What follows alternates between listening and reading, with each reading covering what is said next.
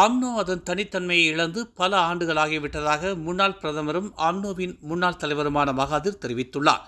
DAP, PKR போன்ற கட்சிகளிடம் UMNO அடிபணிகிறது என்று குறிப்பிட்ட அவர் 22 ஆண்டுகள் அம்னோவின் தலைவராக தாம் இருந்தபோது டிஏபி, பிகேஆர் கட்சிகளை விடவும் அம்னோ சிறந்த நிலையில் இருந்ததை உறுதி செய்ததாக அவர் கூறினார். தற்போது அம்னோ டிஏபி, பிகேஆர் கட்சிகள் காட்டும் திசையில் பயணிப்பதாகவும் தலைவர் இல்லாத கூட்டமாக மாறிவிட்டதில் தனக்கு பெருத்த வருத்தம் இருப்பதாகவும் மகாதிர் தெரிவித்துள்ளார். அம்னோவின் வரலாற்றில் இதுவெல்லாம் கருப்பு நாட்களாக எதிர்காலத்தில் கருதப்படும் என்பதை அவர் நினைவுறுத்தினார். 1957க்கு முன்னர் பிரிட்டிஷின் மலாயான் யூனியனுக்கு எதிராக அரசியல் செய்த தலைவர்களின் உழைப்பையும் மகத்துவத்தையும் அம்னோ இழந்துவிட்டதாக மகாதிர் சாடினார். சாலையின் நடுவே சைக்கிள் பந்தயத்தில் ஈடுபட்ட 8 பேரை காவல்துறையினர் கைது செய்துள்ளதாக கோத்தாஸ்டார் மாவட்ட காவல்துறை தலைவர் உதவி ஆணையர் சித்தி நூர் சலாவதி சாட் தெரிவித்துள்ளார். சாலையில் அபாயகரமாக சைக்கிளை செலுத்தும்படியான காணொலி சமூக வலைதளங்களில் பரவியதை அடுத்து இந்நடவடிக்கை எடுக்கப்பட்டதாக அவர் கூறினார்.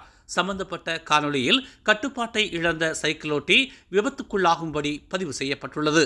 தடுத்து வைக்கப்பட்டுள்ள 8 பேரும் 15 வயதுக்கு உட்பட்ட சிறார்கள் என்பதால் அவர்களின் பெற்றோர்களையும் விசாரணைக்காக அழைத்து வரப்பட்டதாக சித்தி நூர் சலாவதி சாட் தெரிவித்தார்.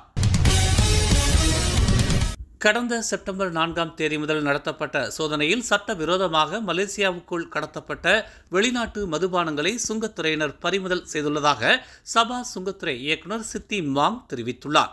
செப்பங்கார் துறைமுகத்தில் நடத்திய சோதனையில் மதுபானங்களுடன் பல்வேறு வெளிநாட்டு பொருட்களும் பறிமுதல் செய்யப்பட்டதாக அவர் கூறினார். அதன் வரி மதிப்பு 3,60,979 வெள்ளி என கணக்கிடப்பட்டுள்ளதாக அவர் கூறினார். சுமார் 6 நாட்களாக காத்திருந்தும் சம்பந்தப்பட்ட கண்டெய்னரை யாரும் மீட்காத நிலையில் அதன் உரிமையாளரை தேடி வருவதாகவும் மலேசியாவுக்குள் இறக்குமதி செய்த நிறுவனத்திடமிருந்து போதிய ஆவணங்கள் பெறப்பட்டுள்ளதாகவும் சபா சுங்கத்துறை இயக்குநர் சித்திமாங் தெரிவித்தார்.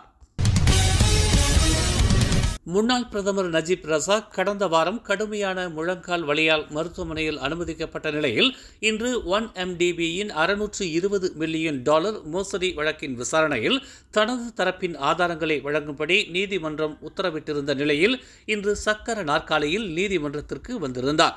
முழங்கால் வீக்கத்தால் தற்போது வரையும் கோலாலம்பூர் மருத்துவமனையில் சிகிச்சை பெற்று வரும் நஜீப் விசாரணைக்கு பின்னர் மீண்டும் சிகிச்சைக்காக கோலாலம்பூர் மருத்துவமனையில் அனுமதிக்கப்பட்டுள்ளார். நீதிமன்ற விசாரணையில் நஜீப் பங்கேற்கவிருப்பதால் இதுவரையில் அவருக்கு மயக்கத்தை ஏற்படுத்தும் வலி நிவாரணி மருந்தான ஓபியாய்ட்ஸ் கொடுக்காமல் அவர் வலியை அனுபவித்து வந்த நிலையில் இனி விசாரணை இல்லாததால் அவருக்கு அந்த மருந்து கொடுக்கப்படலாம் என்று நீதிமன்றம் ஒப்புதல் அளித்துள்ளது. பூச்சோங்கில் தேசிய குடிநுழைவு துறையினர் நடத்திய சோதனையில் 25 வெளிநாட்டினர் கைது செய்யப்பட்டுள்ளனர். நைஜீரியா, உகாண்டா, தாய்லாந்து ஆகிய நாடுகளைச் சேர்ந்த 13 ஆண்கள் மற்றும் 12 பெண்கள் கைது செய்யப்பட்டுள்ளதாக விசாரணையில் தெரிய வந்துள்ளது. கடை வீதியில் உள்ள ஒரு குடியிருப்பு பகுதியில் அதிகாலை அதிக சத்தம் எழுப்பப்படுவதாக பெறப்பட்ட புகாரின் அடிப்படையில் இச்சோதனை மேற்கொள்ளப்பட்டதாக தேசிய குடிநுழைவு துறை இயக்குநர் டத்து ரூஸ்லின் ஜூசோ தெரிவித்துள்ளார். கைது செய்யப்பட்டவர்களின் விசா அனுமதி காலாவதியாகியும் மலேசியாவில் தங்கியிருப்பதாக அவர் குறிப்பிட்டார். பினாங்கு பட்டர்வர்த்தில் அமைந்துள்ள பந்தாய் பெசே கடலில் அலையின் சீற்றம் மிகுந்திருப்பதாக தெரிவிக்கப்பட்டுள்ளது. கடலோர கடைகளுக்குள் திடீரென கடல் அலை சூழ்ந்த நிலையில் கடைகள் மிகுந்த சேதத்திற்குள்ளானது.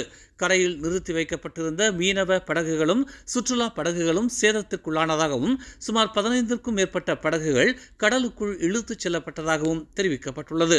இது தொடர்பான எச்சரிக்கையை மலேசிய வானிலை ஆய்வு மையமான மெட் மலேசியா அறிவித்திருந்த நிலையில் கடற்கரைக்கு சுற்றுலா பயணிகள் நுழைய அனுமதி மறுக்கப்பட்டது. இருப்பினும் கடல் அலை சீற்றத்தால் எந்த ஒரு உயிர் சேதமும் ஏற்படவில்லை என்று தெரிவிக்கப்பட்டுள்ளது. ஆனாலும் கடலோர கடைகளில் உள்ள வாடிக்கையாளர்கள் உடனடியாக கடையிலிருந்து வெளியேறி பாதுகாப்பான பகுதிகளுக்கு சென்றனர்.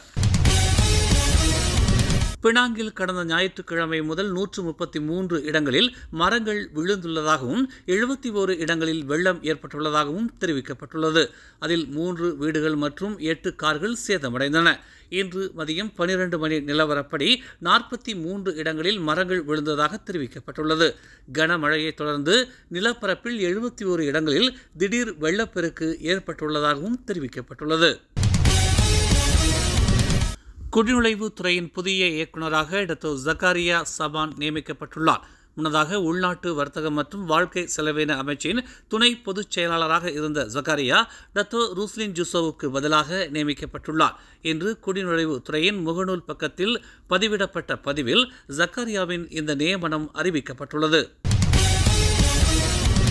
சர்ச்சையில் சிக்கியிருக்கும் global Ikhwan service and business holdings தொண்டு நிறுவனத்தின் தவறான நடத்தை மற்றும் குழந்தை சுரண்டல் தொடர்பாக உடனடி மற்றும் விரிவான விசாரணையை மேற்கொள்ளுமாறு மாட்சிமை தங்கிய மாமன்னர் சுல்தான் இப்ராஹிம் தேசிய காவல்துறைக்கு உத்தரவிட்டுள்ளார். இந்த வழக்கு தொடர்பாக ஏராளமான செய்திகள் வெளியிடப்பட்டதை அடுத்து அரசர் இந்த விஷயத்தை தீவிரமாக எடுத்துக் கொண்டதாக தெரிவிக்கப்பட்டுள்ளது. ஒரு விரிவான விசாரணை நடத்தப்பட்டு உடனடியாக நடவடிக்கை எடுக்கப்பட வேண்டும் என்று தாம் விரும்புவதாக சுல்தான் இப்ராஹிம் தமது அதிகாரப்பூர்வ முகநூல் பக்கத்தில் பதிவிட்டுள்ளார். மேலும் செய்திகளை தெரிந்து கொள்ள தமிழ் மலர் நாளிதழை பாருங்கள். எங்களோடு இணைந்திருக்க மலர் டிவியை பதிவு செய்து கொள்ளுங்கள். உறவுகள் மகிழ்ந்திட விருப்பம் மற்றும் பகிர்வு சேவையை சொடுக்கிடுங்கள்.